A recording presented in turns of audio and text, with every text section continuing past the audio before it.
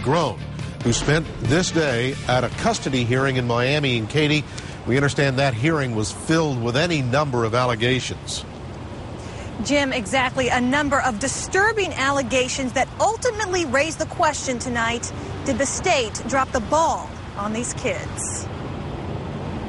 60-year-old Carmen Barahona shields her face from the media outside, as inside a Miami judge attempts to find answers into what appears to be an unimaginable crime. How could that happen? Details released in court today tell the story of warnings, signs that Carmen and her husband Jorge Barahona may not have been the loving adopted parents they claim to be, but instead they're accused of tying their children up, locking them in the bathroom for sometimes hours. According to child welfare officials, it was Carmen Barahona's 7-year-old granddaughter who first witnessed the alleged abuse and tried to say something. The grandmother telling her not to talk about it, and they talked about that there were family secrets.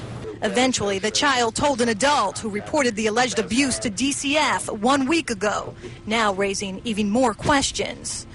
Okay, I intended to go on Monday to speak to them. So we don't do investigations on the weekends?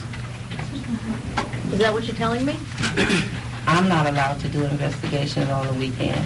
But Steve Grossbar, an attorney for two of the children's maternal aunt and uncle, claims the children should never have been in the care of the Barahonas. Things were coming up for the court to consider. Nothing to cause us to think this would have happened, but there were small things coming up that the court had to look into, whether or not the placement was appropriate. But it's a case that has left one child dead, another struggling to survive, and two more back in the same child care system, now fielding questions over whether or not it failed them. Obviously, we're not in the business of placing children in unsafe environments.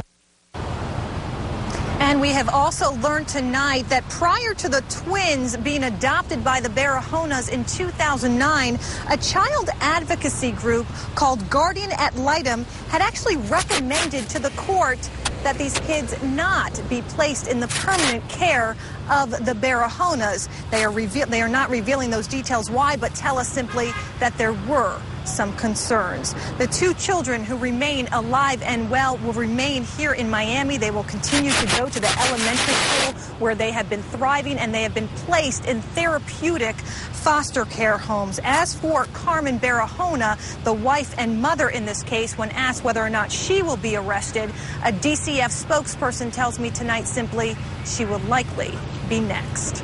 We are live in Miami. Katie Legrone, WPTV News Channel 5.